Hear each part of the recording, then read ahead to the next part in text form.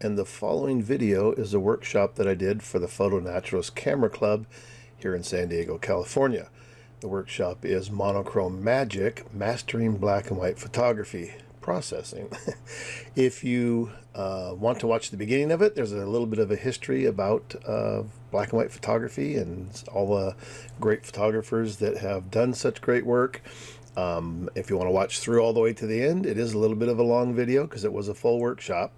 There will be a few different techniques that I introduced to the group, using gradients for processing your black and white images, and also a little bit of a philosophy on why we do what we do to our images. And I think you'll see that there's a lot about interpretation that goes into processing our photographs, including color and black and white. So stay through till the end, and you'll see some of those great techniques demonstrated. You might want to take those techniques and see how they fit into your workflow. So take a watch, listen, and I hope you enjoy. Thanks. Yes, this will be a short intro because there's not enough time to mention all of Larry's many achievements and accolades. There are many visitors tonight, so I know so many of you already know Larry and his presentations and his online webinars. And anyway, he is a multi-talented artist and an expert in Photoshop techniques. He has over 35 years experience teaching digital processing workshops and offers his expertise in the critique process, and has been a judge and instructor for many camera clubs and county fair organizers. He also created the Digital Photo Exchange, DPX, an online group which holds monthly critique sessions. I've tuned into some of those, and they're very, let's just say I've enjoyed. People send in their images and he critiques them and helps them make an image a wow image. So if you have a chance to do that, I highly recommend it. So tonight's presentation is is a workshop on monochrome magic, and I'm sure it'll be absolutely excellent. Welcome, Larry. Thank you for doing. Now let me see if I can find my screen. All right. You should be seeing my screen now, right? Yep, we're seeing it. Thank you. All right. Thanks, Joan, for the introduction. I will say I was a little bit nervous about doing a presentation for the Photo Nats because I know they have a very limited use of things that they can do in Photoshop. And I actually had asked Joan, I said, do me a favor and suggest a topic, because I didn't want to go too far out of bounds. But the good news is there's a lot of people here tonight. And I'm going to just go through the process as I would normally talk about for processing black and white images. And there may be some things that you might find that are restricted by your group. So you can just pretend like you didn't hear it, I guess, however you want to approach that. But first, I want to say thanks for having me here, and welcome to all the guests and members who are here tonight. The photo that's in my welcome screen was done by a friend. I think he's here tonight also, Richard Schiff. So in all fairness, it did start as a color photograph, but I thought for our black and white presentation, I really should make it a black and white photo for the night. So there it is.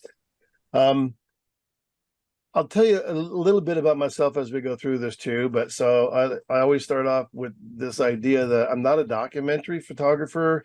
You're going to recognize these images that were used in the promotion for the workshop on the website for the Photo Nats. So I'm not a documentary photographer, and so my feeling is I have no obligation to the truth, which means pretty much I will do whatever it takes to make a better photograph. So that's kind of my approach, and I think the idea, about how we all work, can be very personal about what you would do or wouldn't do to your own images. I would consider myself to be an artist who sometimes uses the camera to create fine art. I also work in other mediums too, but really began the whole photo process back in high school as my primary medium. And I've always felt like you have to find a philosophy that goes sort of beyond this how you do it, because I think we're all interested in how you do it. All that would be the technical side of it, but to discover why you do it, and not only just why you do photography, but when we make changes to an image, why would we make those changes, and what was our intent of creating an image that looks a certain way. And it was funny when I was preparing for this, and I came across the idea of doing the concept of the how you do it versus why you do it. I was reminded of this Simon Sinek, if anybody's ever seen any of his presentations. He has an amazing TED Talk that you should probably look for if you really are interested. But his comment was always this: is people don't buy what you do, they buy why you do it. And what you do simply proves what you believe. So the idea here, when I'm looking at images and starting to process, try to start with why I would want to go from color to black and white, and why would I want to make certain areas darker or lighter in the image. And so then the next step is to figure out the how, right? To me, that's kind of the secondary part of it. And hopefully, as we all get better and better, at processing digital images, well, we're able to do it I think, pretty spontaneously, in the sense that we could work through the how pretty quickly. So for me, I've always really landed on the side of looking for inspiration in other people's work. And we have especially in black and white, we have a large history of black and white processing and black and white photographers. Something that occurred to me in preparing for this, and this idea of a really interesting way of processing, I'm going to kind of show you some of the techniques used in it, but comes up with this idea of this minimalist photography. In fact, you can even just Google minimalist photography and you'll come up with a whole bunch of names and images. And the whole idea is trying to, I thought about this kind of like poetry. The idea of writing a poem is to strip away all the external parts of the language that you don't need to describe the feeling or the sense of what you're trying to do in your poem. And I remember one time somebody had asked somebody could you please explain your poem? He says, I've spent a lifetime learning how to express myself with the least amount of words, and I have no desire to go back and start including paragraphs to tell you what the poem is about. So try to read the poem and get into it from that angle. So anyhow, this minimalist idea. So this is a photograph I did many years ago, Newport Pier. And a lot of times in this minimalist photography, and I'll show you some examples too, there's a lot of times where they're using 10-stop neutral density filters or doing these very long exposures. And part of that too is to create this very smooth, soft, kind of non-textured areas that allow the things that you want to have texture showing through. So again, like movement in the sky or movement in water. Of course, this image started out as a color photograph, and this kind of shows the difference between a short exposure and the long exposure. And there's also a sense about using that longer exposure that starts to add sort of a little bit more of an ethereal feeling to the image rather than the image on the left. So those are things also that kind of go into play. And I think the most important part here too is that, these are also decisions that need to be made in camera, right? We can blur images, after the fact, but generally to get this kind of movement in an image, it's better to go ahead and do it in camera. So this image, and this is basically unprocessed, that image becomes the black and white image with some processing. Other photographers who came to my mind when I start thinking about black and white and sort of minimalist, Brett Weston, who is the son of Edward Weston. Again, if a lot of you don't know your black and white history, great thing to get on the internet and start looking up photographers that did black and white. And these are all, of course, darkroom days. Another image here by Brett Weston, and you'll see how he's used the strongest light is on the main leaf in the subject. The background leaves kind of are dropped back a little bit so that the interest falls directly on that central leaf. Michael Kenna, another film photographer, darkroom printer, very minimalist kind of photographer who does use a lot of long exposure stuff too. Here he's kind of using contrast. That's kind of a way to create some minimalism. Basically single subjects, long exposure. Again, the water's very soft. The sky shows some movement in it. So that was all achieved by long exposure. Another film darkroom photographer that was a favorite of mine growing up was Minor White, who also, similar idea here, used a lot of depth and darkness in the image and then used the brightness to come out in those leaves. And so there's a sense of there's no question what he wants you to look at, right? Those are the things that are the brightest things in the photograph. And we'll talk a little bit more about that too. When I went on the internet and just typed in this minimalist photography, I came to this site where they had I don't know, contest or online show. And these were just some of the people that were posted from the show. And I thought it was interesting going from, you know, people's names that we know to images and people that we may not have seen the images or even know the people. But again, you recognize some of these same techniques, very long exposure, some, you know, some really great black and white processing to bring out the light in the image, using some things that are kind of darker silhouetted posts almost. There's still a little bit of detail you can see in there. Here, you know, forcing the a single tree with the clouds. And the amazing thing is, and I'm going to show you in some other images where we can see some before and afters, because I wasn't you know, privileged to see what this image looked like before they processed it. But we don't know. Maybe the lighting really wasn't this strong, right? I mean, a lot of that can be created in processing.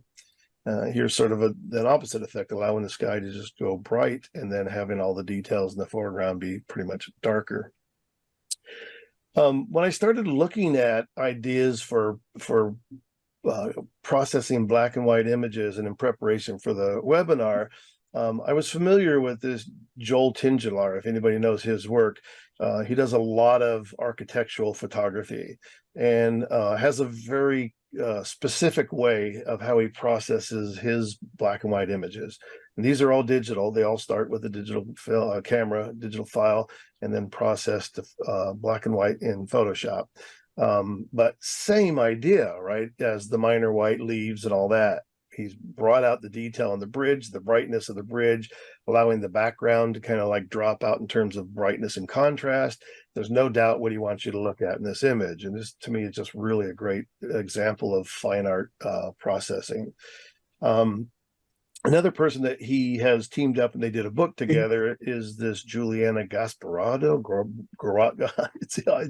They both have names that are almost impossible to pronounce.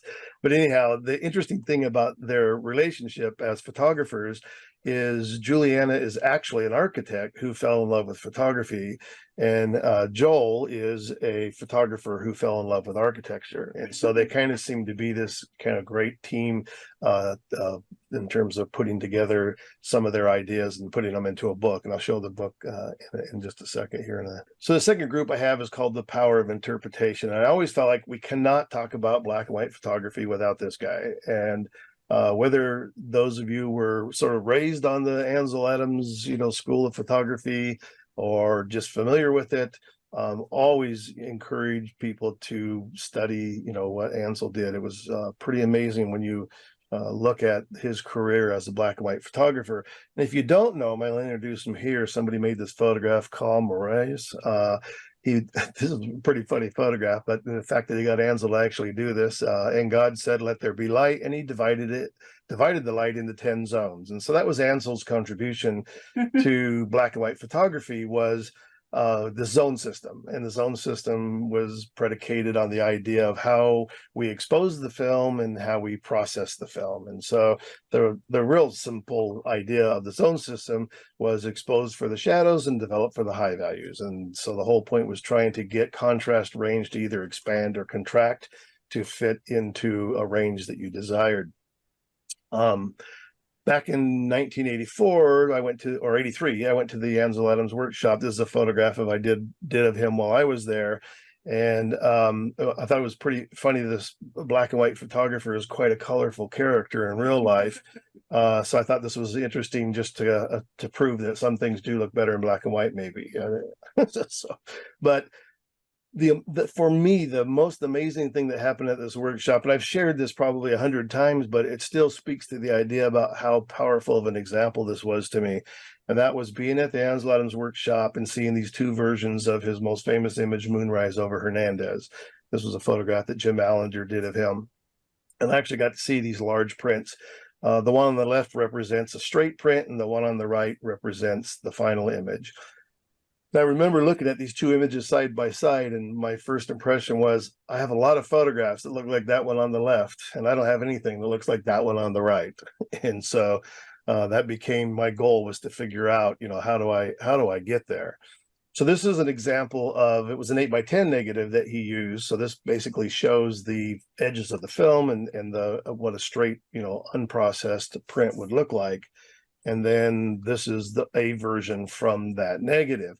Now, the interesting thing is, when we say A version, he did this photograph back in 41, I believe, and he died in 84. So he had a lot of years to print this image, and it was his most famous image, and he didn't edition his work.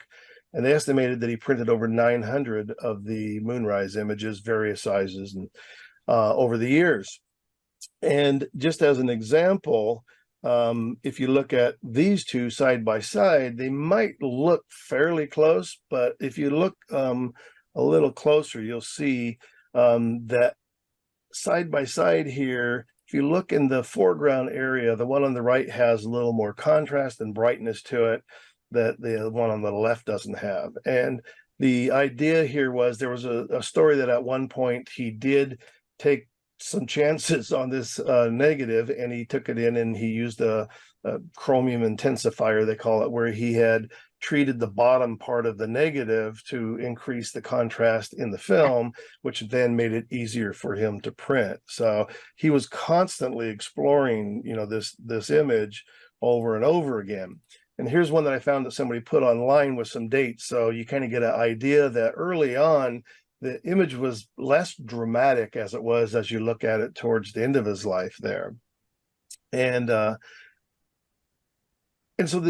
in this example, so what do we learn from this example? And I've always thought that, digital photographers have this attitude that, process it once and you're finished, where, with film, you had to reperform the printing every time you wanted another print. But I've always said this: never approach your work as a one and done. You always have another opportunity to rework and reinterpret your image files. And who knows, again, things get better and better. We hope you create better images as time goes along. And also you will start to learn more technology and technique in Photoshop, and hopefully be able to see that you could improve that image.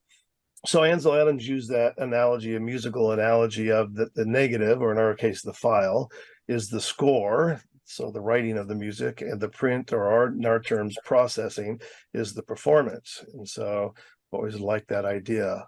Like a jazz musician never performs the same song twice the same way. So again, here we are, what do we learn from the example of Moonrise? And so for me, the idea was exactly what I said earlier, was that these are both made from the same negative. The one on the left being the straight print, and the final print on the right. What is the difference? What is the big difference between the two images? And it's all about processing and interpretation. And when we see those other four examples, those are all about how that one single negative is interpreted. Many years ago, I found this on the internet, which was it was really great to be able to find this. So these are Ansel Adams' notes on printing Moonrise. And most of us who did darkroom work kept this little kind of a map. So every time we went in, it had notes on what f-stop we had on the enlarger, and what our plus and minus and burning and dodging exposures were. So the interesting thing here for me was, I counted on here at least 24 manipulations. So we might interpret that as 24 different layers in Photoshop, or at least in terms of burning and dodging, 24 different manipulations to get to his final image. The really cool thing is, written up here in the top is last. This is the last map out drawing that he had done for mapping out his printing of the image in February 22nd of 1980. So this was within 4 years of him passing away. So he was famous for this quote of, "You don't take a photograph, you make it." And I always loved that idea. So I followed it up with my quote is, it takes more than a camera to make a great photograph. And I think as evidenced by the idea that if we look at a straight image, and all of us have seen our unprocessed files, so the camera is part of the process, but many times you would be lucky or fortunate to be able to pull off, just a straight shot and not have to do any processing to an image. I've always felt like everything I've ever done was improved by doing some kind of processing to the image. Okay, next we're going to talk about black and white conversion methods and how we convert from color to black and white. So in preparation for this, I mean, I've been doing black and white for so long, and also starting from darkroom days, but going from color to black and white, this is like a total different way of thinking when we're out in the field, because we don't have to make a decision in the field that we're going to make a black and white photograph. We shoot it in color. I do know some people that do go ahead and do the conversion in camera, but they're shooting a JPEG to do that. The raw file will always have the color information in it. And then there's this ability that we have of using the color values to create luminance values. So we could make the reds bright or dark, and the blues dark or light. And we have that ability to shift these tones around based on their color. And I'll talk a little bit more about that, because there's an interesting thing that came along with some of this process. I will say that a while ago, I used like everybody else, I thought about this. A lot of people that I talked to are still using silver effects to do their black and white processing. And a little while after DxO took over silver effects, they made a change a couple of versions ago that inhibited the ability to take previous versions that you had processed as smart objects with smart filters on them, and they wouldn't then work in the newest version of their own software. You went to open it up and it said you couldn't do it. I sent DxO a letter and I asked them, I go, is this right? I mean, I'm not able to process my old Silver Effects files, reprocess my smart files, smart filters into the newest version. And they said, yeah, that's correct. And I go, are you guys going to fix it? And they said, no, we don't have any plans to fix it. So then I was like, well, then I'm done. I'm not going to use Silver Effects anymore. I'm going to put all this time into creating all these images, and with the intent of being able to rework those files, but not be able to reuse my old files. Well, the good news was that in preparation for this workshop, without anybody making an announcement, they have fixed the problem. So the good news now is you could go back and take your old smart filtered Silver Effects images, and they will work in the newest version of the DxO NIC software. So they did upgrade it.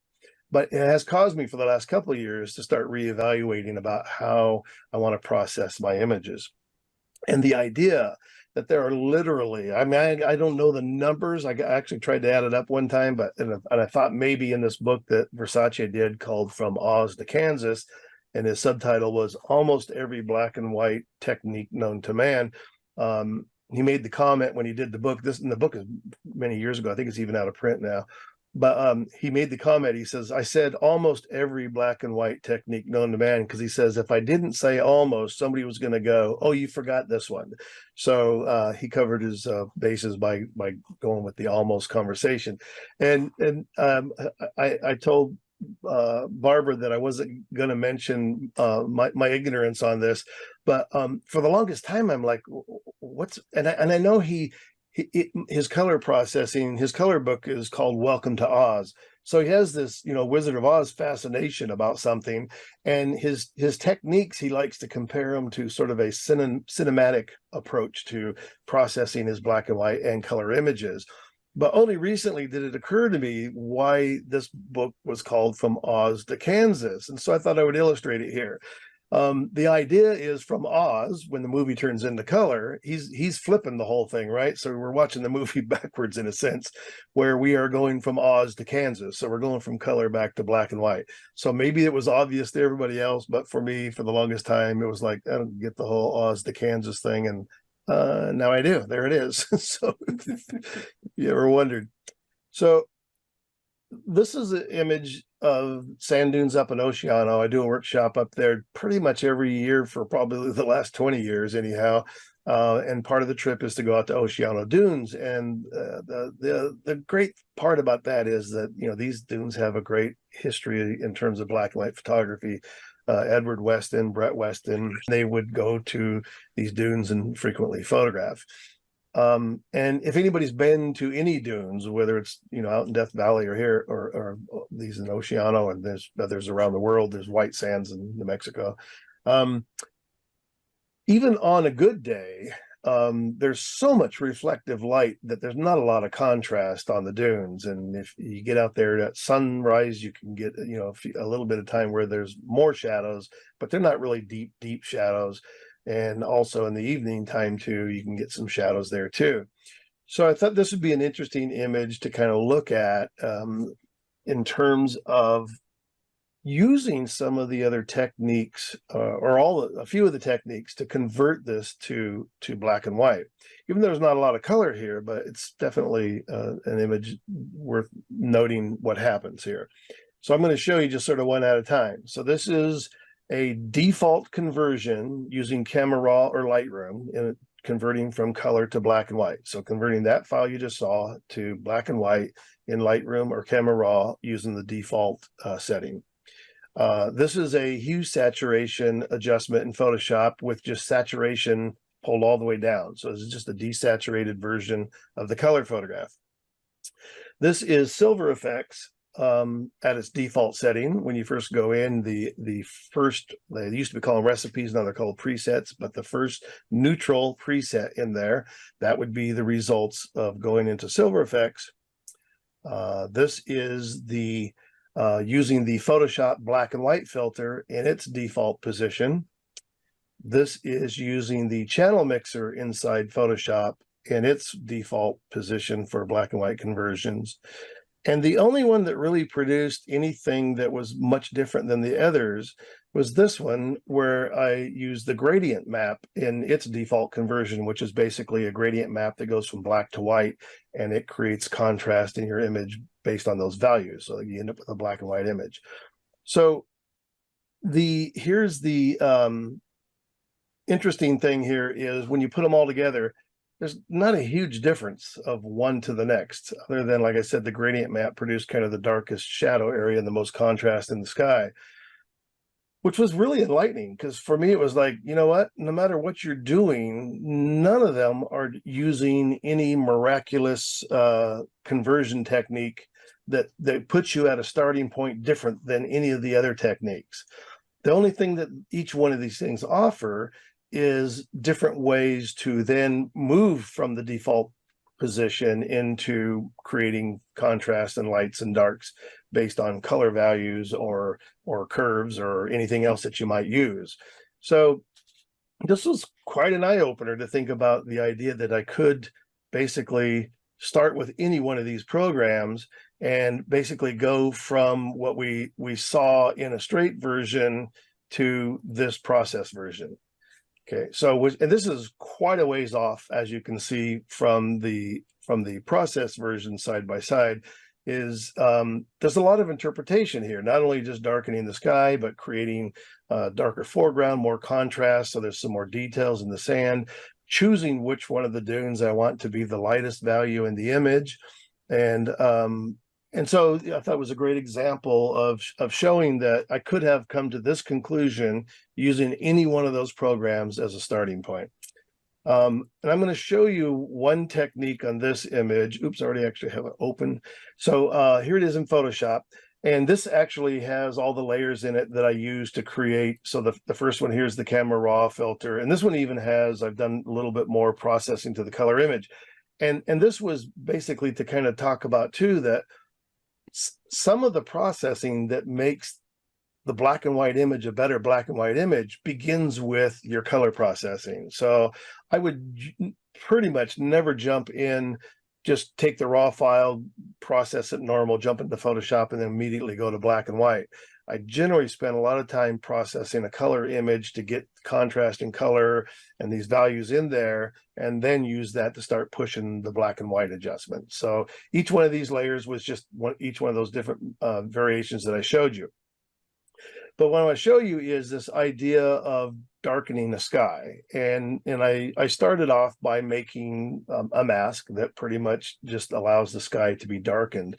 And I could use curves, but many times when you're trying to push this blue sky in the image, when you're trying to push that blue sky to a very dark sky, you'll start getting artifacts in the sky. And I think some of that has to relate to the idea that some of the pixels in here respond stronger to the blue adjustments, and some of them respond stronger to the cyan adjustment.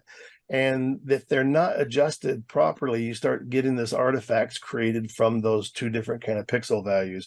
So I've never been a big fan of trying to push those blues to go dark by doing purely by using, say, in Photoshop, using just the blue slider or the cyan slider. And part of this, and I'll go over some more of his techniques too, but Joel Tingelar's idea is using gradients in Photoshop to do this with, and gradients in conjunction with your masking. And so this, and let me turn the black and white layer back on.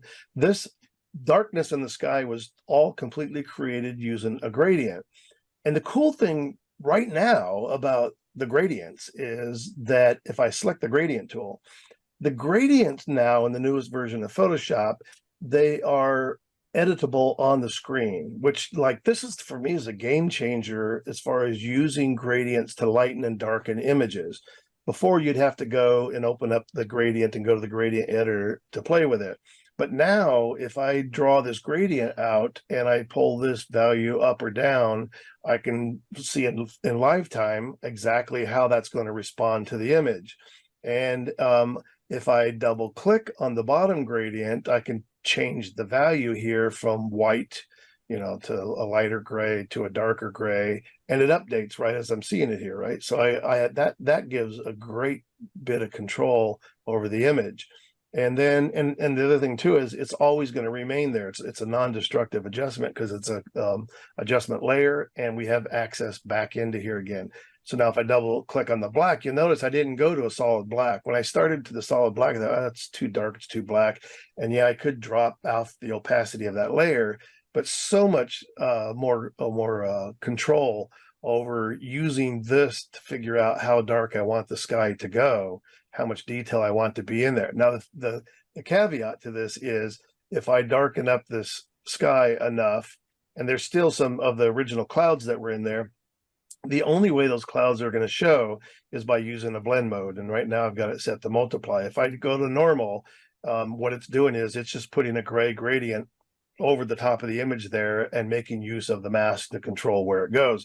So if I turn off this mask, you'll just see the gradient goes over the entire image. And so the key to this whole thing is using a blend mode.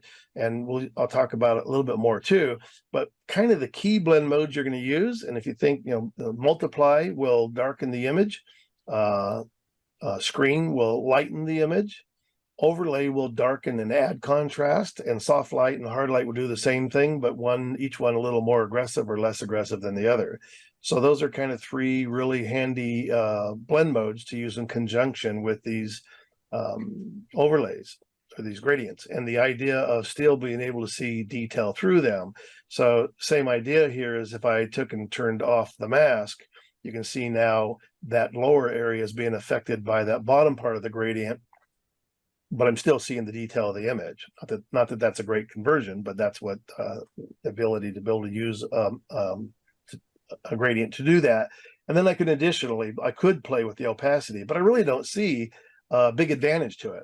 Now, the third adjustment in here is this midpoint, where this will raise or lower this bottom value up higher or lower, and also lower the top value down to the bottom to where The only thing you have to be careful of is when they get too close together, they create more contrast between the two of them. So at this point, if I got a good blend that I liked, but I wanted the value to come down lower, all you have to do is pull this down lower, and the bottom of the sky will continue to get darker.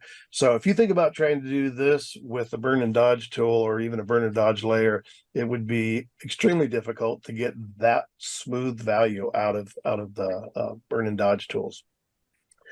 Okay, so this to me was like, I think it was a really great technique that came out of looking at the Joel Tingelar's black and white processing. Does anybody have any questions about using these gradients? I'm going to show some more in a second too, but feel free to unmute, make a comment, ask a question. I have a question. If Yeah. this is in the latest version of Photoshop, you said? Yes. Okay. I have the C26, the old version. Okay, yeah. Well, so the thing is you can do, and this is kind of the interesting thing in the new one too, the gradient editor now pops up inside the properties panel. But if you double click or click on this gradient, and you could actually get in and edit the gradient from there. The other interesting thing too is that now up here at the top in the bar up here, there's three variations on the gradient. One called perceptual. So if you click on each one of these, you'll see that the gradient can change. So from perceptual to linear, it's not quite as aggressive, and classic goes back to the old version. So that gives you an additional bit of tuning to be able to tune that using this method. Okay.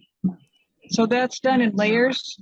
Yeah, so this is now an adjustment layer. So if you access the adjustment layer on this empty pixel layer, if you grab the gradient tool, it's going to, because I've selected the foreground to background, you can also select black to white if you don't want to deal with picking the foreground to background, do the same thing. And then just draw the gradient down. And then at this point, you would have to do the change of the blend mode, and then also put the mask on it. So that's, I'm just going to copy the mask down here. So this ends up being the gradient in a multiply mode, and then the editing is just double clicking on the points, so you can change this value if you want to darken that value. And the upper one, if it comes up, because it's so I have to click OK. And then the gradient will come up by default as a solid black 000. But now I can come in and go, okay, so I don't know if I want it that black, but I have a control over it here now. And then the middle, so I have to click OK. And then the middle gradient edit here is to be able to pull the value up or down in the image. And you also still have the opportunity to, you could reposition this if you want to angle it. So the cool thing is that, yeah, this becomes a non-destructive way to lighten and darken images. And you get a much smoother transition, I think, there, rather than trying to force curves or force color values in the image. All right. I will hop back out of here. Thanks for your questions. So I'm going to look at some black and white architecture, and like I mentioned earlier, the book by Joe Tingelar and Juliana Gasparadu. I guess that's nearly correct. The interesting thing here is, and many people may recognize this image that Joel Tingelar did of the Salk Institute many years ago. He said the funny thing was that he was asked by Silver Effects to create an image for their promotional use many years ago. And I think this was back when Nick actually had it many years ago. And this was the image that he created. But he said the funny thing is it didn't look exactly like this, because he has much later developed his own technique for doing black and white processing. He still uses Silver Effects, but he uses it in an interesting way. And that is that he takes the image to black and white in Photoshop, or even brings the color image into Photoshop, converts it to black and white by going into Silver Effects, but he converts it into Silver Effects 3 times, one using the neutral processing preset, one using the +1, and one using the -1. So you basically have the neutral one, a darker and a lighter value, and then he creates masks to use those values also. So that's a whole other way of being able to incorporate lighter and darker values using Silver Effects to create those variations. So this is one of his images here of the Salk Institute. This is another one of his Samuel Beckett Bridge in Ireland. I showed that earlier. This is one of Juliana's images. I don't know what building this is. And this is another one of hers too. And the interesting thing to note here too is that sometimes this idea of creating, letting the image, you know, by looking straight up at something like this, letting it go ahead and distort. The distortion is part of the image, and also it's not totally level. You know, a lot of people feel like this is out of balance, and why would you do this? Why not square it up? But it's like the building and the black and white values and the lighting become way more important than the idea that this is not a documentary image of a building. Probably the architect wouldn't be real excited if you gave this to him, but I think that in terms of creating an interpretation, I think it's a really cool interpretation of a building.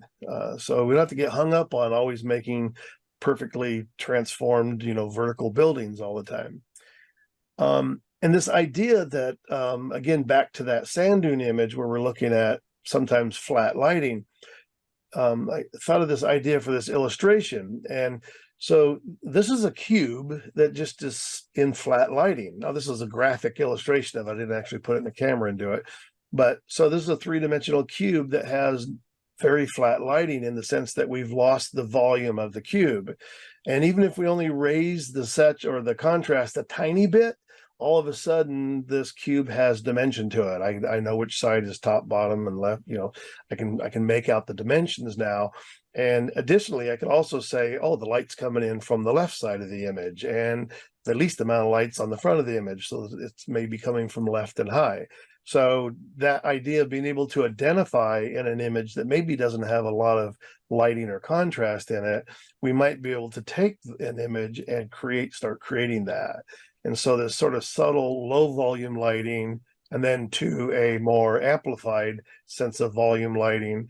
And the interesting thing too is that as we start creating darker values, the values that are lighter all of a sudden start to become brighter. It's that sort of optical illusion about how darker values surrounded around lighter values, when they don't have quite the same contrast, they might not appear to be quite as bright as they are, say, like in this one.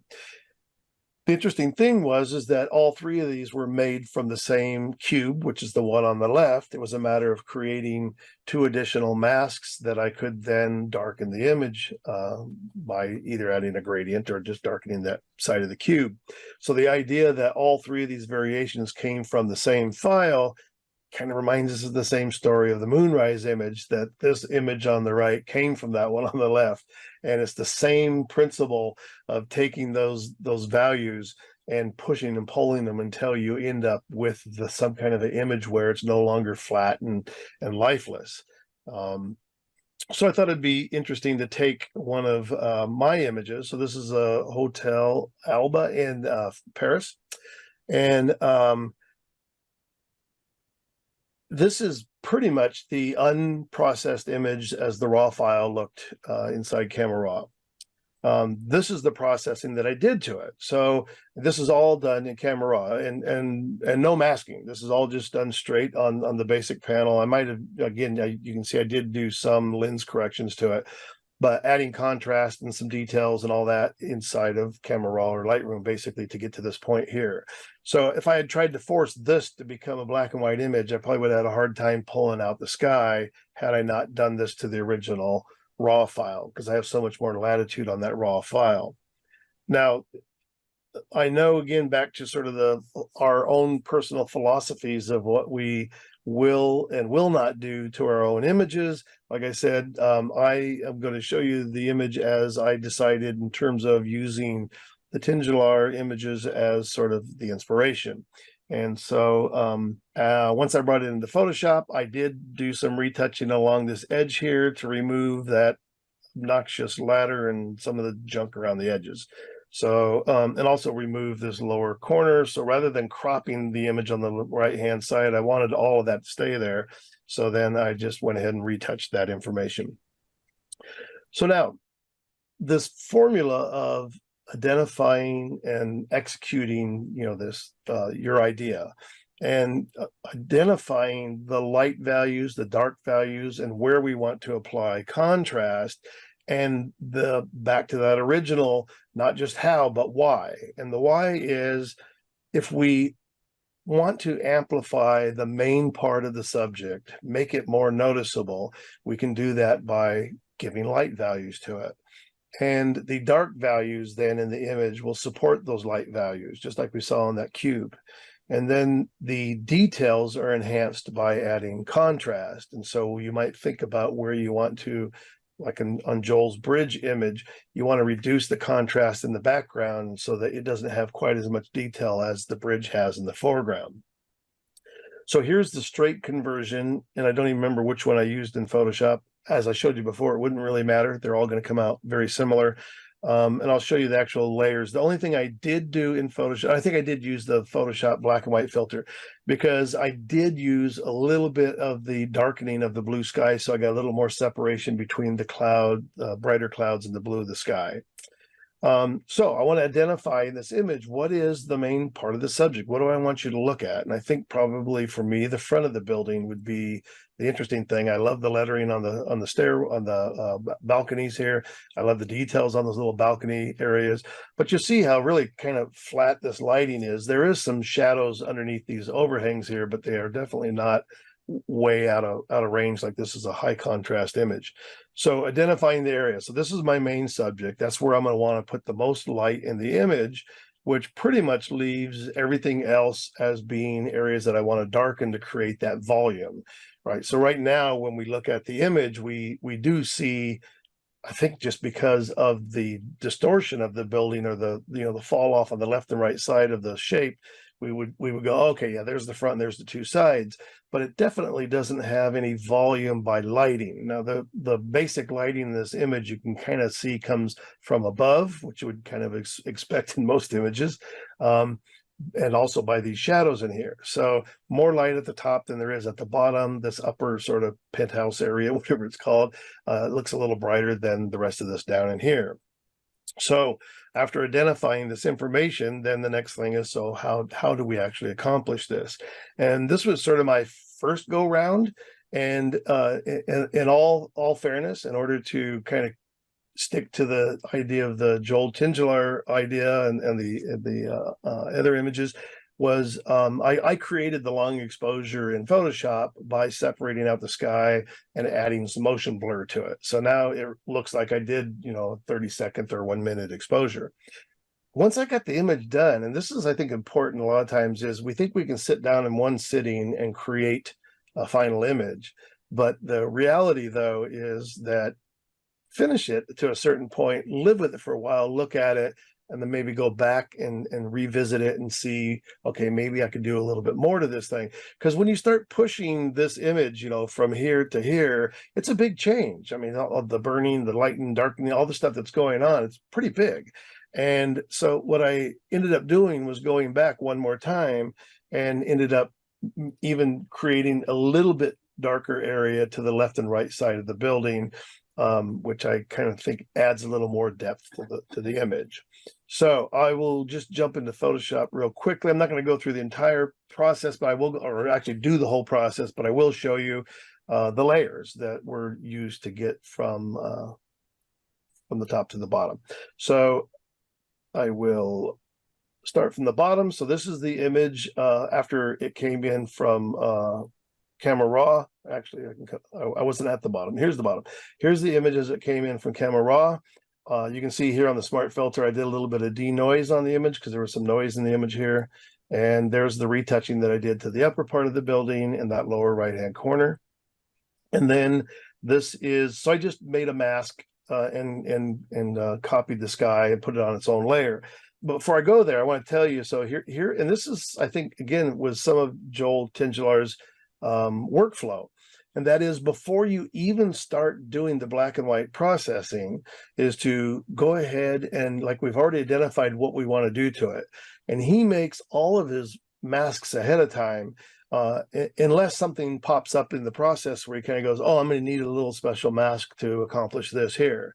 And so by making these masks all ahead of time, so all made by doing selections, whether you use the pen tool or the polygonal tool or any quick selection, anything that is going to do the best. Now, buildings are kind of easy to do because they're a bunch of straight lines, but there are some things that will improve those selections. And so once you make a selection, the thing you want to do, I mean, just to go quickly, if I make a selection here, the thing I want to do is save this selection. So if I go up under selection and I go to save selection, and I'll just call this square, and say, okay, that now I deselect it, that square now becomes a channel. So when we save it out, you'll see it's right down here on the channels panel. So anytime we save a selection, it becomes a channel, and this channel can be loaded back as a selection again, and I can then turn it into a mask at any time when I go back to my image, right? So that's kind of the idea behind making selections, saving them out as channels, and then reloading them when you need those. So I started off again with making my selection. So here's the sky selection. And again, this is a little more intricate than just using the pen tool. So I might have used a color channel to get this detail information between this upper railing up here.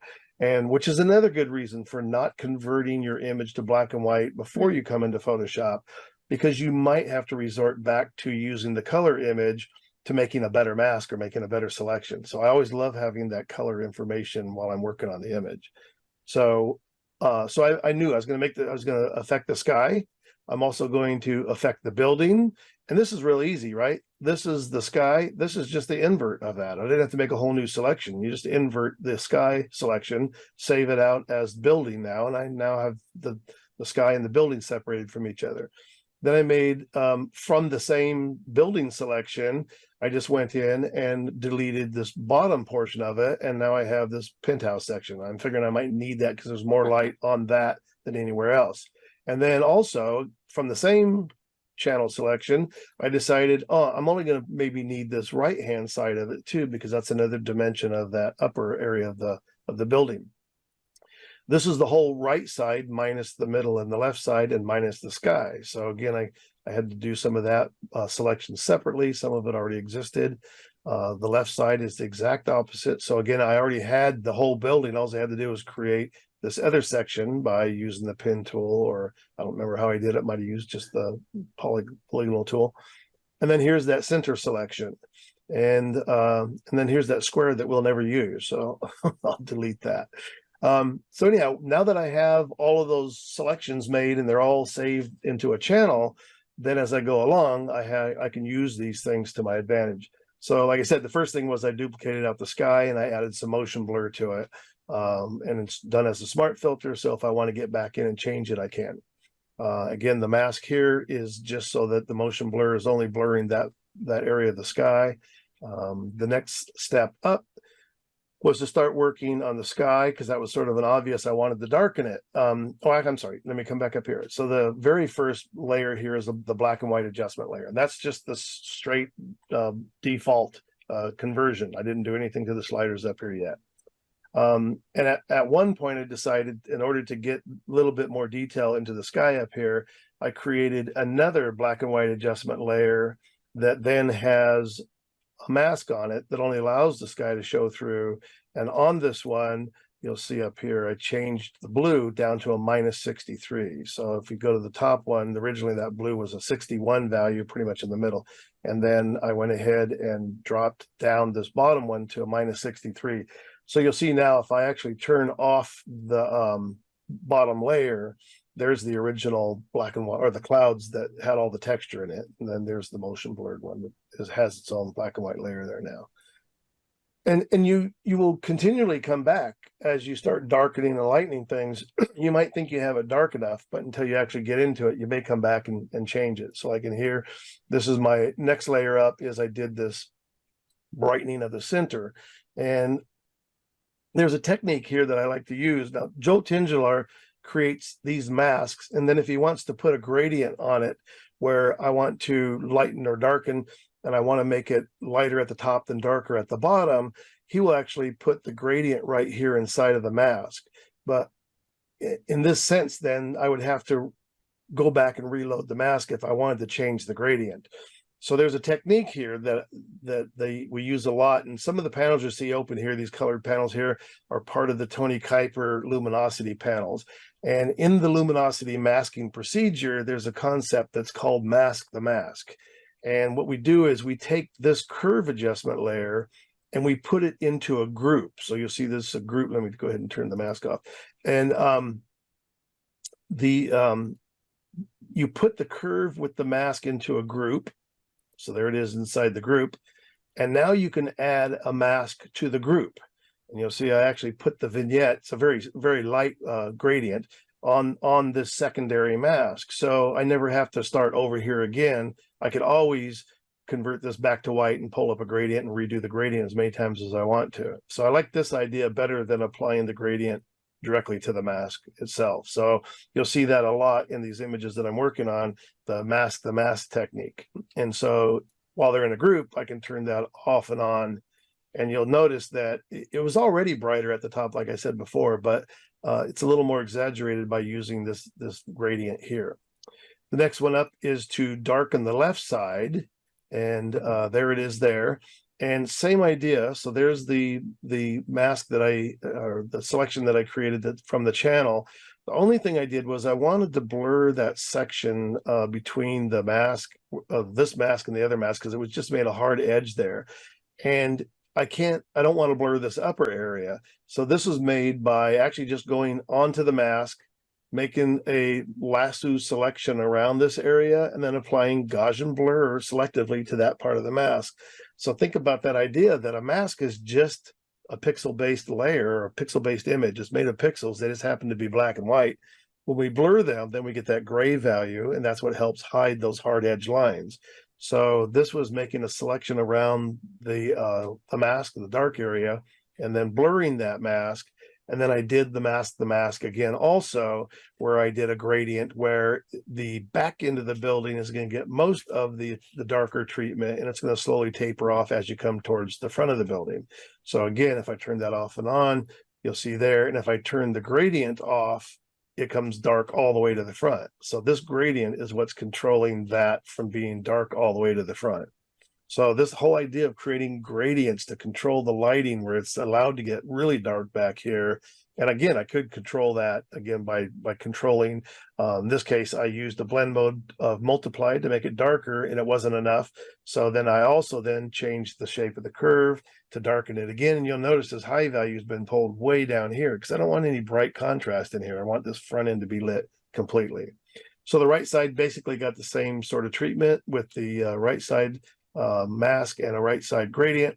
And again, as you're looking at it, it doesn't feel quite right now, and I probably didn't do this level of darkening all in one move. I might have done this 2 or 3 times, coming back and revisiting the curve, making it darker and darker. And so as I move up towards the sky, here is again the same thing, the sky mask with a gradient on it, and the gradient is set to multiply, like we said earlier, so that gradient would darken the sky. And if I turn this off, let me turn that one off. I got 2 of them actually. So if I turn this off and on, that's what's happening to the sky with just the gradient. Actually, I can turn this off up here too, because I have a mask the mask situation here. So here's the gradient. And because I thought it was a little too linear on the edges, then when I did the mask, so here's this one here, up here, I started painting in sort of variations up there where I wanted most of the light to appear. This was to protect that upper railing from going too muddy gray looking. So it was just and that was one that I had to do. I hadn't planned on that. That was an additional selection that became part of this mask. And because this particular gradient and adjustment was about as dark as it could go without really pushing it too far, I went ahead and just duplicated that and created another curve adjustment that is a lot more subtle in the sense that this is only at 23%. So you'll see this as if I turn this off and on, it's just really subtle, and it mostly darkens the outside edges more than anything else. Then the idea of the lettering on the front there was, again, one of those things I thought was interesting about the front of the building. So I went in and made a selection of the letters. Again, I think I just did this with the magic wand, which I don't use that often, but it was great for making this particular selection because it was surrounded by all the right values. and I just put a curve on it that also, I just pulled it from the right to the left. So that brightened up the whites. So that gave the sign it's just a tiny bit. It may not even show up on the video link here right now. And then the very last adjustment up here is you'll see it says high pass contrast. And this is an adjustment. Again, it may not show here. It's pretty subtle, but it's a mid-tone contrast adjustment. And I have an action for that. And I always offer, if anybody's interested in this mid-tone contrast adjustment action, just send me an email and I'll send it to you. I got it years ago from Mac Holbert, and then John Paul Caponegro did an update to it. And so it's using the overlay blend mode, it's using the high pass filter, and then it's also, if I double click here, it's also using the layer styles, the blend if mode here. So it blends the contrast back out of the shadows and back out of the highlights. So the only place, this is like masking in here, but the only place that the contrast appears now is between a value of 45 and 215. So it's not adding more contrast to the blacks and the whites, just the midtones. And this was somebody, like I said, Mac Holbert created it years ago. It's pretty amazing. Every black and white image, and also most color images, will benefit from some of this mid-tone contrast. So I use it a lot on my images. So that's the whole thing from the bottom up. But like I said, again, a lot of those adjustments maybe happened in increments that, as you started getting things lighter and darker, you go back and lighten and darken each one of those adjustment curves to get it to have the values that you want it to have. And if it's too heavy, all you have to do is go back in. I can leave it exactly where it's at, and I can say, let's go back to this right side group here, and I'll just drop the opacity of the group, and I can say, I just want it to be that much darker. So I don't have to redo everything. I can just use the opacity adjustment to create the light and darkness of it. Right. So any questions before we bump on out of here? I was trying to think. We said how much time did we say we had for this? I'm sorry. We have all night. Don't tell Larry that, because he'll do it. Any questions or comments about? Yeah, I have a question about the mid-tone contrast that you said someone else developed it, and you can add it into Photoshop. Yeah, so it's an action that they created. So there's this mid-tone adjustments. They all sit in a folder, and I actually have. What's funny that when Mac Holbert first created these, he put in here. This isn't really part of the action, but it's just saying these actions are provided as is. So basically, Mac Holbert's saying, "Don't call me if you have a problem." Yeah. One of them that he put in here was called the Knoll effect. So Thomas Knoll is one of the creators of Photoshop. And the cool thing about actions is you can actually open them up and kind of read exactly what the action does. This uses a completely different method for adding mid-tone contrast. It doesn't really do a very good job. It creates halos and other problems too. This one does too still, but you have to be careful. You're usually only using it at about 20 or 30%. It's not a really strong one. But so the Mac Holbert effect that he has on here is one of them. And then John Paul Caponegro added his variation on it. It's a little bit stronger and a little more aggressive. So I almost always use his and then dial it in or out depending on the strength that I want. And then like I did here, because I've already blurred the sky, I don't want to add more contrast, because if I add contrast to something, it's going to become more detailed, right? And so a lot of times you can ruin things that have smooth tonalities in them by putting more contrast into them. So I chose to mask it out of the group. There's another great technique too, where on this mask, let's say if I did want to apply the mid-tone contrast up here, but only at about 50% of the strength that I've applied it to the rest of the image, I can then take this mask and on the properties panel, drop the density of the mask down to 50%. Now it'll apply strength, most of it to the areas that are white, and it'll only apply 50% of that adjustment to the sky. So I use that a lot if I'm creating masks where I only want it to affect certain areas at 100% and other areas at lower opacity. Technically, you could run the thing more than once or twice if you wanted to just make different opacity adjustments with masks. Larry, what filter do you use for the motion blur? Motion blur.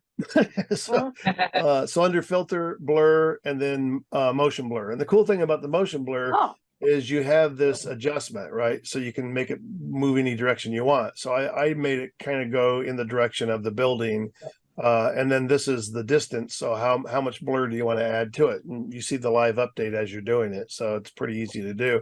The only thing that I did on mine, the reason why I use 2 motion blurs is, so here's the first, actually that's the second one.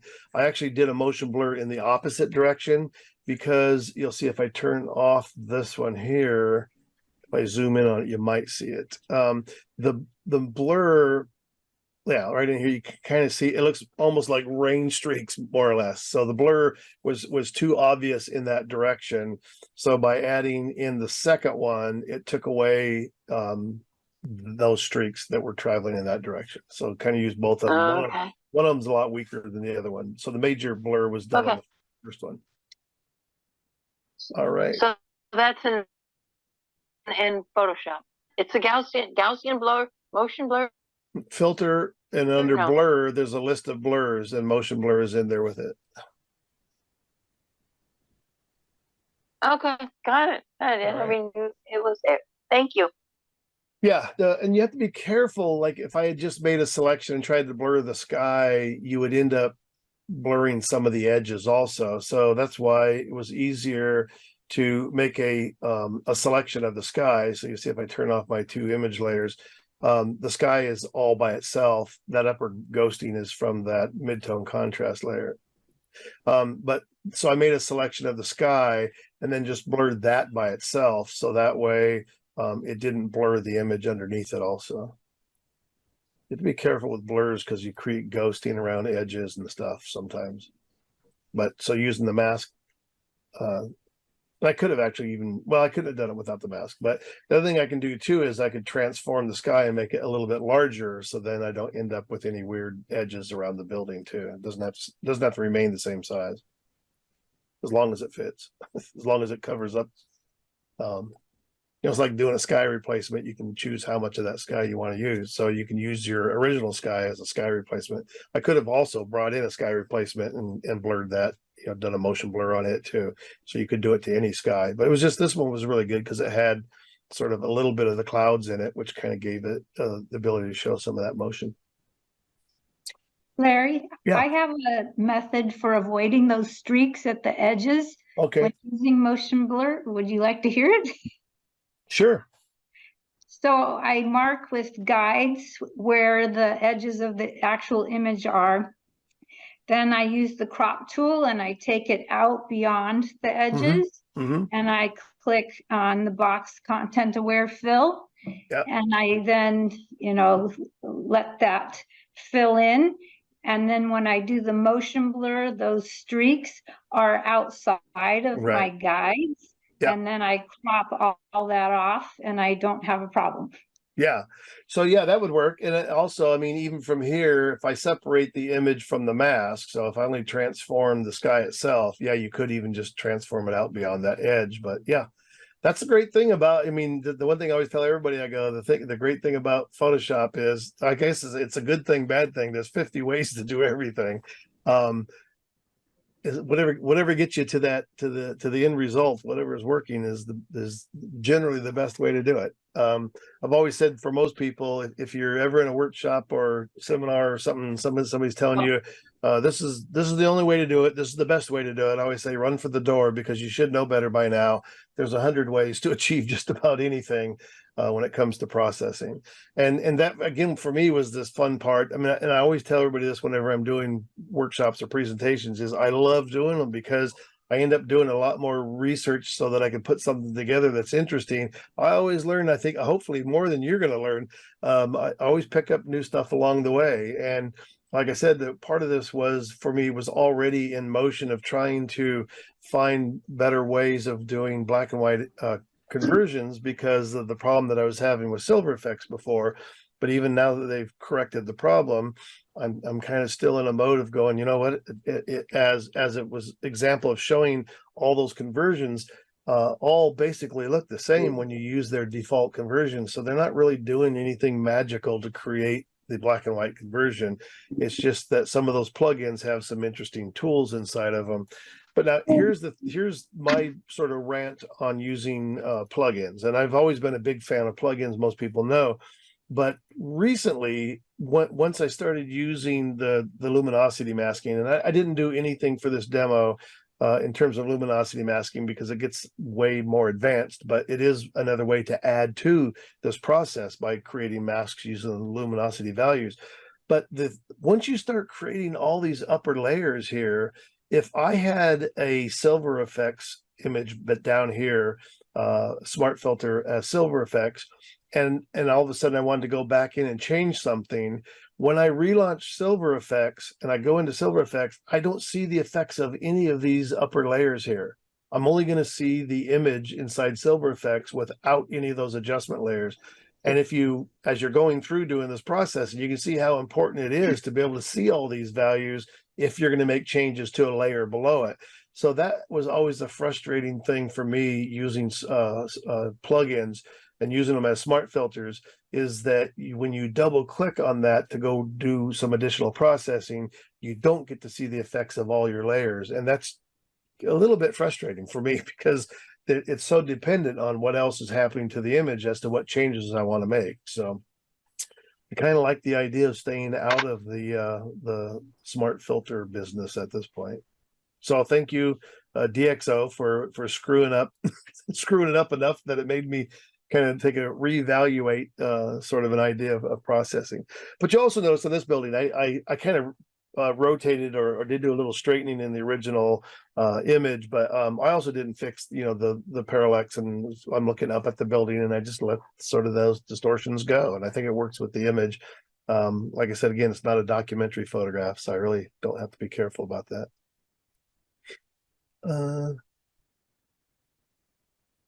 All right, so that was everything there. So again, looking at, Tingler's idea of processing architectural things is like, okay, yeah, that works fine, but what about a landscape image, or what about a flower image? And it's all the same. The idea is identifying the main part of the object, figuring out a way to make that the brighter part, how to darken sort of the supporting areas. That's kind of, doesn't matter really what you're working on to achieve that. So again, in this example, back to the same idea, identify and execute, looking for where I want to apply light values, dark values, and more contrast. Again, looking for the main subject to make it the brightest part of the image, and then using dark values to support that main subject, and then using contrast and other things to add details and enhancements to it. So I showed you this one already. I mean, that's kind of the big kind of extreme change from something that didn't have a lot of volume to something that really did. Here's another image that I'd done years ago in France. These little sort of beach huts on the beach. They were just so cool though. I mean, they looked like they'd been freshly painted, and there's really, again, the lighting was so beautiful. For me, it was like, even when I was photographing it, I thought this is going to make a great black and white image.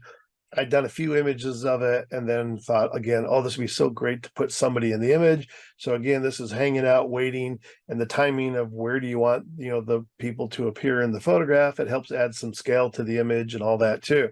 So again, doing this identification, to me, the real kind of star of the show are these three little huts here. And then, so those need to be the brightest. So as you can see, even in the straight image, it's pretty much that way to begin with.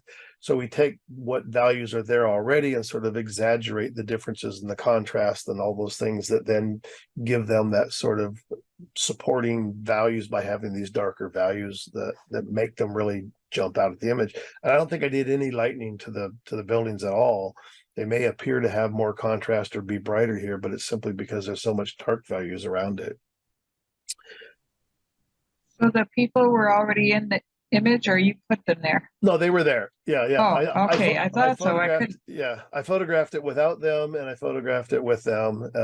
And most of a lot of times, it depends. I mean, it's entirely up to you. It changes the image completely if you have nobody in it and you have people in it. There's always that sense of scale. It also adds some spontaneity to the image, because now there's a sense of timing when the image was taken, versus without them, I could have just stood there all day waiting for something to happen with the lighting or whatever. So there's a lot of things that those kinds of subjects add to a photograph. And typically most of my landscape images, I don't use people in them. So it's interesting sometimes to do that. This was a image that I did several years ago. Now this is just again, the straight sort of black and white conversion of the image. So looking at no values being pushed or pulled, it's just a default subject. So looking at the image, sometimes it's a little more difficult to do that, identify, the main subject. But for me, the boulders are the interesting part of the image. And so that's the area where I want to select the boulders, and I want to make those sort of the lightest values of the image, which then starts to make the obvious selection then is everything else, the sky, the water, and all this other stuff are sort of the darker values. And kind of like I said on the building, it's hard to say how much, until you do it. Sometimes you end up lightening the boulders, and maybe I don't need to darken the water as much as I thought I was going to. But you have to see them in relationship to each other. It's not something that you would be able to guess how far you're going to push or pull any of those values. So in doing that, then just coming straight from this image, then this is the final image here. And so the interesting thing is there's already a little sense of, it's pretty overcast day, but there's already a sense of the lighting kind of coming from the right. The right side of these boulders have a little more, especially if you look at this upper boulder, there's more light on the face of the boulder than there is the back of the boulder. And so also taking cues from that to exaggerate that sort of lighting. And there's an interesting thing that kind of happens, if you don't pay attention to that lighting, things can get kind of artificial looking in a way. And I came across this quote that I just love. Jay Mizell, if you don't know him, he's a photographer from many years ago. Also did mostly a lot of color photography. But I love this idea when we're talking about the lighting and black and white. Drama of the light exists not only in what is in the light, but also what is left dark. If the light is everywhere, the drama is gone, which again, back to that cube drawing, right? There's no drama when the whole cube is all the same tone. So you just don't have light everywhere. Now, of course, we can all point to exceptions and go, oh, but wait, a high key image can be very beautiful. That is true. No doubt about that. High key images can be great. And also very low key images can be great. Again, but it's all sort of about that philosophy of trying to decide how you want that image to look, how you want it to feel. So if I come back into here for my boulder image, and come back and strip away all the adjustment layers, and I did kind of a similar technique with the black and white conversion. I'll show you in a second. But so this is basically the image after it came out of, and actually let me come back here because I forgot I have all the versions up here. So this is the unprocessed raw version. This is the processed raw version. So you can see there's not that much blue in the sky, only there's a little bit of opening over here. It was mostly pretty overcast. And so again, doing the processing to get it to this point here would take more than using color sliders to get those values to show up. And so once I got it into Photoshop, it was interesting. You have to watch out for this problem. I mean, it's definitely a huge digital problem. And that is a lot of times buildings and boulders and whatever it is against the sky. Everybody, I'm sure, has seen this annoying highlight edge that comes around the edge of objects that meet the sky. And I don't know, it's a sensor problem, whatever causes it, but it's always there. And the more you exaggerate the contrast, that line becomes more and more and more obvious. And so, like, if I left it where it was without doing any retouching, you'll see that you end up with, it's not as bad here because you're dealing with color, but you got some weird dark edges back here, I think because of the color conversion, and this weird sort of fuzzy edge up here that's created by that same problem. And so it's always best to take care of that stuff while you still have the color image, and it's a basic bit of retouching. So, getting rid of those areas. And there's a couple of different techniques. And unfortunately, in this one of the techniques is not, I'll just duplicate the layer to kind of show you. So one of the techniques here is using the clone stamp tool. Many times you can make the selection of the sky, because I want to copy this blue into here. Well, many times if the sky is brighter than the rocks here, sometimes you can set the clone stamp tool to a mode up here. Normal's the default mode, but you can set it to overlay or soft light, or I'm sorry, set it to darken, or any of these linear burn ones. I generally use darken, and you can make a selection of this blue, and as you go over the image, it will only paint over the pixels that are lighter. Unfortunately, in this case, the rocks happen to have a light enough value that it's going to affect it also. So that technique wouldn't work here. So again, when I first started the process, before I even did the retouching, because I thought about how I was going to fix this problem, is I identified all of my masks first, right? So again, here's my sky mask. Here's my foreground mask, again, which is just an inversion of the sky.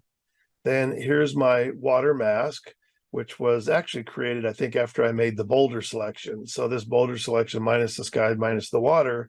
And then just from the boulder down, I created the water selection, and then and actually did a new rock version because I wanted to take this tree out. I had some problems that I had to resolve with that also. So anyhow, there's all my selections. So, or my selections saved as channels.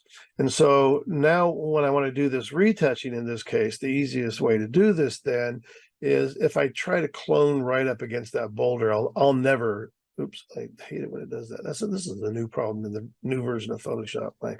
It keeps wanting to keep floating. The retouching now is if I tried to clone right against this edge, it'd be really hard, and I would probably need a clone stamp that had a much harder edge to it. Let me make sure I put this back to normal because I'm gonna need it. And the other problem is that if I use a very soft edge, then it's going to bleed into the rock anyhow.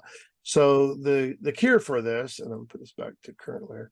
The cure for this is to go ahead and load this sky selection, and you'll notice when you do that it happens to select just inside of that. This crappy line is included in the sky selection, and even where here you can see there's not like a great selection around this edge of the boulder for some reason.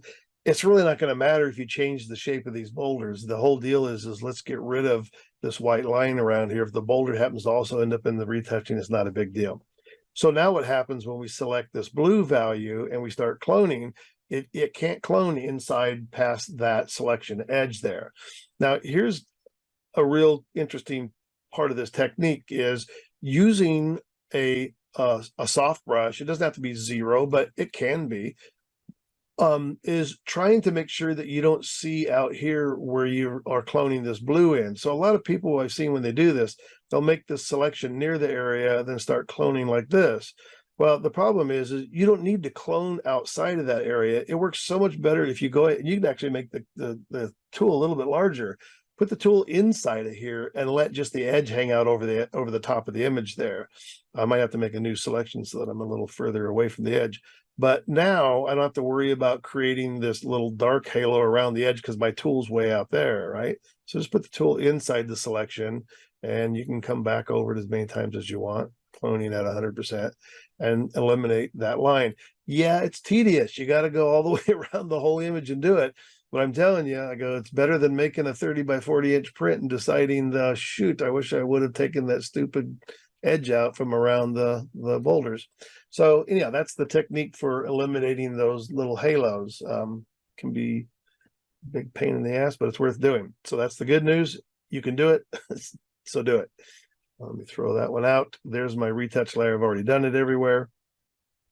So straight black and white conversion up here. I wrote on my layer here that's a straight conversion, but I still think I don't think I did come back and lighten up the yellows on this one. So because they would have been brighter here, but they're not. And once I got started, I may have even come back and done the blue, cyan blue adjustment. So if you look, and this is mostly a blue adjustment down and a little bit of the cyan adjustment. And what it did is that it darkened those areas that have any blue in the sky and then also in the reflection. But I also put a mask on here, right? Because I wanted to paint in the areas that I wanted it to affect. And so that little bit of blue adjustment kind of just help separate some of this area from the rest of the sky to start with. And again, because it's on its own layer, I could come back in and dial it in or dial it out, and also change the opacity of the layer. So I started with, in this case, the sky, using the same technique, using a gradient on top of that mask. And again, if I select the gradient tool, you'll see there's right back to where I left it. I can always, again, double click on the black and see I didn't use the pure black. I went ahead and used 29. How would you know to set that as a proper gradient? You wouldn't. The whole idea is being able to adjust this to a value that looks just about right. I mean, to me, this is like, I love this new idea of using these gradients this way. And then same thing is setting that other one. I brought it quite a ways down, 197 instead of a 255. And then also positioning how far down I want this value to happen. And again, you got to be careful. It starts to get pretty crisp at the edge there. You want it to blend quite a bit. And then now if I want to move it, I can grab this one and pull it down to get kind of that same effect. And again, you can always angle it, but in this case, I pretty much want it to be. So that was it for the sky. Again, same idea. This one is set to multiply because I want it to darken the image, but I want to be able to see the clouds through there. So if I had left that in a normal mode, I lose all my clouds. And I have just a nice, pretty gradient gray sky. But since I already had some details in there, using the blend mode actually helps quite a bit in that blend mode of multiply. And then the boulders, again, was that star of the show. So I want to lighten up the boulders.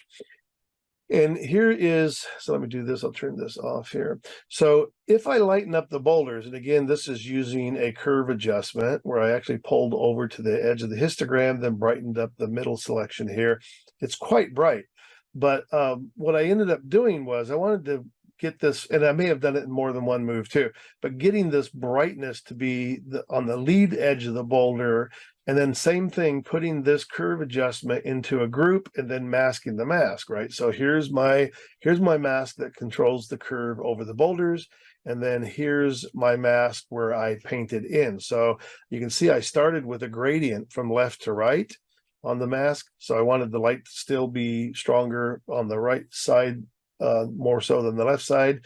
And remember, this gradient is only affecting this part of the image, nothing on the sky, nothing in the water. So the gradient is kind of coming from left to right inside that boulder area.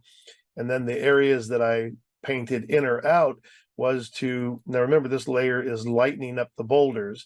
And so the areas that I painted in or out was to take away that brightness from the back sides of these boulders. Otherwise, everything, kind of like that quote was, you start to lose the volume of everything because the light feels like it's everywhere. So I wanted to put that feeling back in, that there's some dimension in the boulder. The light's coming more from the right. It definitely adds a lot more volume to it that way. So masking the mask using that gradient, or using the group and putting a mask on there. So if you're doing it kind of the again, so if I was trying to see if I'm going to show you from scratch, if you had this without a group in it, you would, up here at the very top, you could ask it to create a group in a second. Actually, I'm sorry, right here. Create a group from the layers. So new group from layers. It'll add the group. You can give it a name. So I called it boulders so that it fit in with the rest of the group. The group shows up without a mask on it, but if you come down to the bottom of the panel, the layers panel, you can add a mask, and it'll just add that white mask to it. And so that's the mask that I started doing the painting on and the gradient on, to do that technique of masking the mask. So I don't need that. So there it is. Next was to darken the water. The water could have stayed the way it was, but again, once you start looking at the way that it creates this lighting, now the boulders really stand out even more. And again, using the mask for the water and the gradient to control the light to darkness, and then and again putting the water. Oh, I'm sorry. So this I didn't do a mask, but I did a secondary mask here that does have a mask, the mask idea, and that was to transition this lower left side. So kind of burning in that lower left side. And again, my technique before would have been just to take a burn and dodge layer or a curve layer with a mask and paint that in, but you don't kind of get the same transition you get by using a gradient. So I did the gradient at this angle, and this sort of like is filling in this left side of the image. And again, can kind of control how far into the image this comes. And again, what value you want to use. So in this case, you'll see if I double click here, I'm nowhere near a black area. I'm just trying to make it a little bit darker. But again, once I put everything into position, I can definitely, see how dark do I want that portion of the gradient to be. That's just pretty cool. I love it. So I'll cancel that because I don't want to change it. And then also the same ability to re-edit it. And because some of the gradient was affecting the upper part of the image. So if I turn off that mask, you'll see this light up here on the water was getting dark. So I used this secondary gradient on top to mask out the effect on that part of the water. So that just looks like this. So all this really is this area right here, creating that transition in that part of the water at the very top. Right. And it kind of helps because the other side has some that same sort of brightness at that edge too. So the other one, the regular gradient there just made the whole side dark, and I didn't want all that dark. And then again, the final adjustment was this high pass, the mid-tone contrast. And I only wanted it to affect the boulders. So I grabbed the boulder mask here. I didn't want to add a bunch of mid-tone contrast to the sky or the water. And so in this case, that contrast only is affecting the boulder.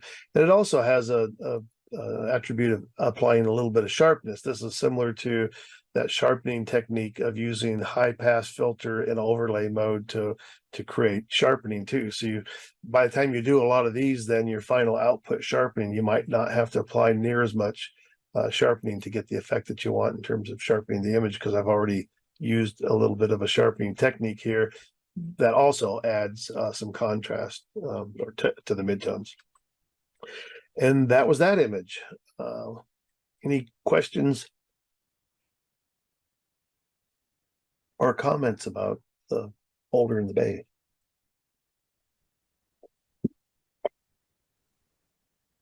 All right. Everybody's getting tired. Well, where is that located? This was in Prescott, or as they say in Prescott, Prescott. So they know you're an outsider if you go, oh, hey, Prescott's a beautiful town. It's called Prescott, son. Yeah, all right. I still say Prescott. Everybody go, where's I love Prescott? that. Say it again. I love that image. I like the little boulder on top. Yeah, and this was one of those things. I think there was like 4 of us in a car and nobody else was photographing, and we drive into this, and it was just a kind of a really crappy day. We pull into this parking lot because there's a big, huge parking lot that goes down to this bay area, and I think there's a place where you can launch boats.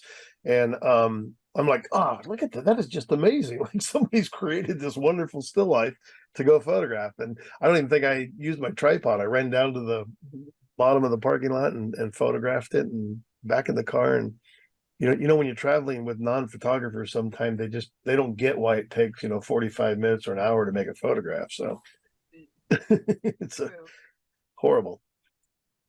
All Larry, right. Yeah. when you use the gradient tool, do you find that you get a lot of banding in the sky? Oh, I'm glad you mentioned that. So in the gradient tool up here in the tool options, there's this little dither button here, and that will help eliminate banding. Sometimes you'll see it on your screen, but it actually doesn't show up in the print either. Oh.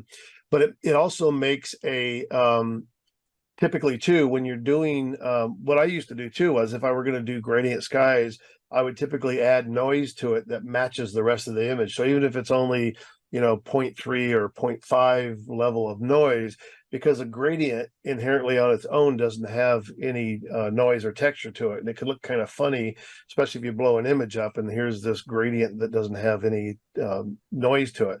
But somewhat because most of the gradients that I'm using in this case also are being used in blend modes. You're actually still seeing the image through it, but the real key is using that dither button as part of the adjustment. And what that does is it does add a little bit of noise to the gradient, and that breaks up some of the banding that can happen. Okay, thank you. Yeah, I'm glad you asked.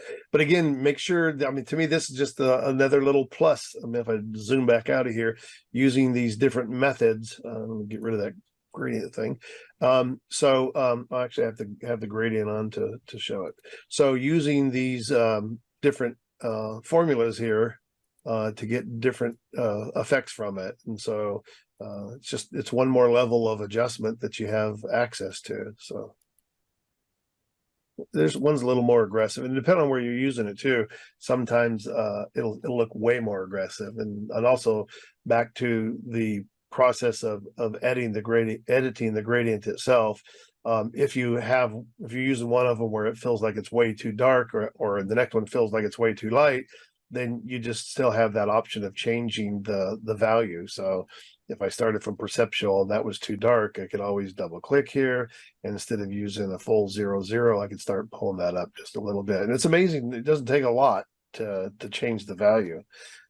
So just kind of season it to taste, as they say. Just a quick question on the Mr. Lyons in the Hey. house. in the house. This idea of the banding, I'm seeing a lot of banding on my screen. Yeah, pretty that's carefully. So that's a kind of an artifact of the zoom. of the zoom. Okay. Yeah. All right. Yeah, And there's then none here. last question.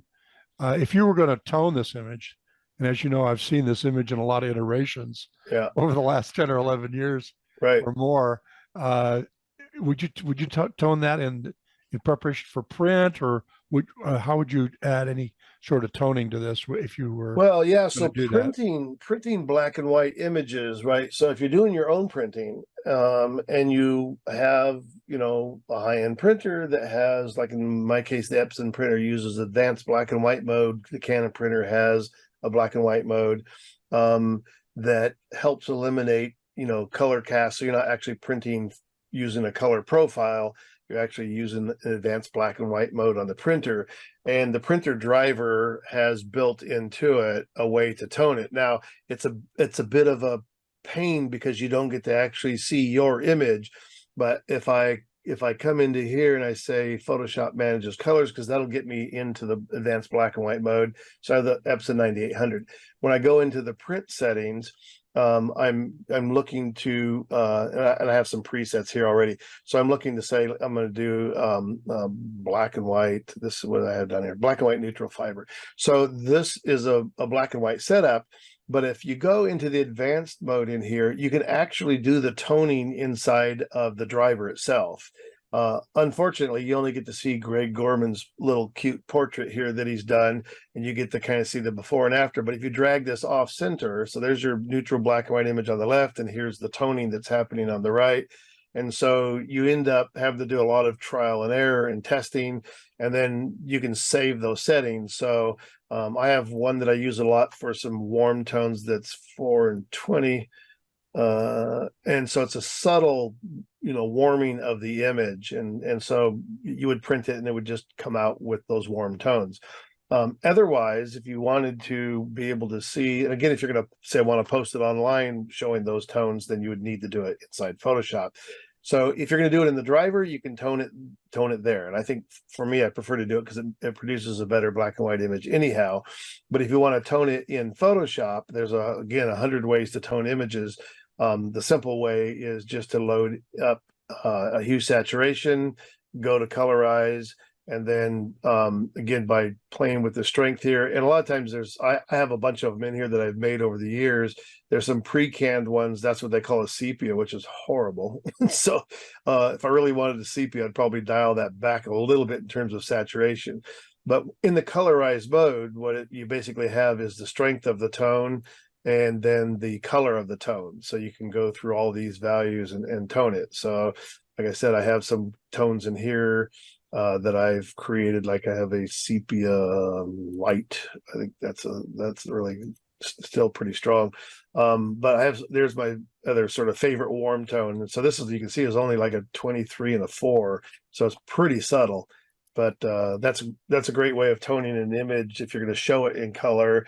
But if you tone it in Photoshop, then you have to print it as a color image. Otherwise, that color is not going to show up. So 2 ways to do it. And that's that. So thanks for asking. Printing is a whole other ball of wax, I'm telling you. Anyone else before I jump out of here? This is kind of the last image I'm going to work on for the night. So I have one question. Yeah. I'm kind of inexperienced. What are all these nice little colored squares? I think it says TK8 or something like that. Yeah, so this is the Tony Kuiper luminosity masking panel. So you can do luminosity masking on your own, but Tony Kuiper created this panel. There's several other panels out there that other people have made. Tony's been doing well, so actually there's a new one now. It's TK9, so he keeps making upgrades and changes to it. The good news is I think it's $24 or something like that. Some of the other panels out there are like over $100. So the way it works is let's just say if I wanted to darken these high values, so you have to get to know the buttons. But so going into the luminosity masking, you basically work from the center point out. So this is, we call a lights 1, a lights 2. Each one of them is really basically a stop darker. And you would just pick which one of these masks are going to give you the greatest control over those light values. So maybe somewhere in there would be a great highlight mask for this particular image. And it'll be unique to every image that you're going to work on. And then the opposite direction is to create shadow masks. So they're basically negatives of it. So again, with any mask, right? So the black here is going to conceal the effect and the light areas are going to reveal the effect. So if I put this on a curve adjustment, I can lighten or darken the shadows based on these luminosity values. So it's a real strong way. I mean, you can even see like just these details inside the shadows of the rock. You can also turn these masks into selections. And once that becomes a selection, you could output it as a burn or dodge layer, and you can actually lighten or darken on a burn and dodge layer directly through the mask itself. So there's a lot to it. And in fact, it's sort of that next step up from learning how to control the lights and darks in an image, and it doesn't black and white or color. The little combo panel here, these are all just a bunch of shortcuts and really handy. Like you saw as I was working, if I want to turn the mask off and on, I can use this shortcut here. Yeah, I could do shift click on the mask also, but it's really great to have all of these things that are here. If I create a selection, oops, I just locked up, so I might have just like threw myself into a corner. Yeah, so it's going to crash.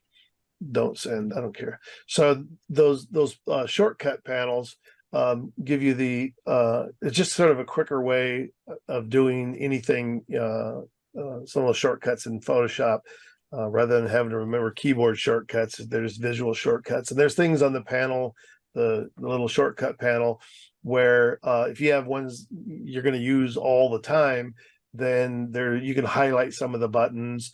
And and there's a way you can turn them tooltips on. So as you hover over each one of these, it'll tell you exactly what they are. Once that gets through cycling through, it's loading up all the other files that I had as recovered files now. Okay, well, it sounds like a great addition to the standard Photoshop. It's a plugin, right? Yeah. So it's actually it comes in as a plugin. But actually now it's not a plugin is anymore. Yeah, TK it now shows up in the plugins. It used to be what was it? Was something it else? Was an extension before. Extension, yeah. Like here's the old ones, yeah. So, but now it's a plugin. But yeah, it's again definitely worth its money for the 20 some odd dollars it is. And then he's also got tons of videos to help you learn the process. It's not definitely an intuitive thing. Thanks very much. Yeah. So asking those other questions just to let you know. So yeah, this really kind of sparked on some ideas about maybe creating another webinar that will take sort of a bigger leap into those luminosity masks and other things for creating even more adjustments for black and white. I'm not going to go, you already mentioned the meetings early on. If anybody needs to reach me or have any questions, there's the email and the website. And I like to end all of my meetings with this little thing of inspiring, spurring everybody on to be creative, be inspired, and be an inspiration to others. I think that's the best thing we can do by belonging to these groups that we belong to. And thank you. That's it. So, yeah, terrific presentation, Larry. An amazing amount of material covered and very sophisticated techniques. Yeah. And applied in very measured ways, not just to show off Photoshop skills, but really great demonstration of. You've already had a number of questions. I don't know if there are more comments or questions from people or not. I imagine there could be quite a few, but I think we got enough time to take a few more. Sure. If people want to bring up any comments or questions at this point. Are we going to have a part 2? You said you had more, a part 2 later on in the year. Well, so and like I say, I will be doing a webinar. Usually when I do the webinars, they're all online, hence the webinar. I usually offer them on a Friday or a Saturday, so people can figure out which day fits with the best. They're usually about 4 hours long, so plan on that much information. I record the webinars and also we offer it as you can do them hands-on. So what I do is I'll keep take and send images to everybody so that people who want to work alongside of what we're doing, you have a detailed outline of all the techniques we're going to use, and you can follow along and do it on your computer at the same time or just watch. And the cool thing is you don't have to take any notes because we do record it, and then that way you can review everything after the webinar is over with. But I don't have a date for it yet, so stay tuned. That's all I can say. Yeah, well, maybe you can when you do that announcement, maybe you could send it to us, and we'll we'll make sure our members get a copy of the announcement. Okay, great. The one question I have is, do you how sharp on your masks there? Do you put any kind of feathering on those masks? Yeah, sometimes some of them do. But some of these are so precise on the edges that they don't have to be masked in this sense. But some, like on the one of the building where I didn't want the hard edge between the front and the side of the building, those I even did a selective blur just on the edges. But like this, and if I do blur them, I generally use the properties panel and the feather adjustment here because then it's non-destructive. I can always go back. But one of the problems many times when you blur a mask, then you'll get a halo. And so many times it's better to go ahead and do it inside of the select and mask, because then you can apply the feather adjustment and then also shift the edge at the same time. And that way it'll kind of cover up that edge. The old way we used to do it before we had all these adjustments inside here was to blur it using Gaussian blur and then using levels to control the shrinking and expanding of it. And I still do it sometimes because sometimes it's more effective than using the one inside of here. So it's an interesting idea of shrinking or expanding depending on which way the blur goes. If the halo goes to the outside and it's more visible, or you want it to blur to the inside, you can shift it using that blur and levels adjustment. But yeah, it's many of these I didn't blur because they were such a precise adjustment or a precise mask.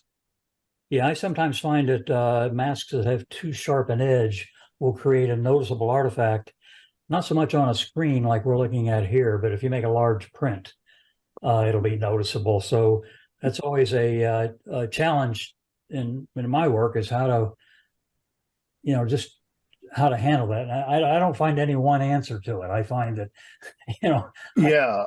Well, and one of the problems when you're doing these sort of extreme adjustments on either side of the mask, the sky or the boulders, seems like no matter which way you blur it, you know, if you feather it inward, then that much of a dark change can really affect the inside edge of the boulder. All of a sudden now you got a dark edge around it. But many times if a mask is at least, maybe you only have to blur it like 0.5 or 0.7, under 1 pixel, and sometimes that'll hide it enough by itself too. No, I'm talking very minor amounts, Yeah. Certainly not as much as 2 pixels. That'd be possible, I think. Yeah. But anyway, it's a nasty problem in my view. Well, I always my encouragement is anytime you create a mask is like, never believe it at this size because it's going to look great at that size. So I always say create a mask and then blow it up to about 100% and go in and look at all the edges where you've done that mask. And if you've got a visible hard edge there, then start applying a little bit of blur to it. But always good advice. Yeah. Okay, well, good. Thank you very much, Larry. All right. Presentation. Thank you, Larry. Thank you, Good night, everybody. Thanks again, Larry. Right. Thank you. Thank you, Larry. This has been great tonight. All right. Yeah, it's been Thank you great. all for coming. Excellent job, Larry. Really appreciate it. Okay, well, thanks, Larry. This is a terrific presentation.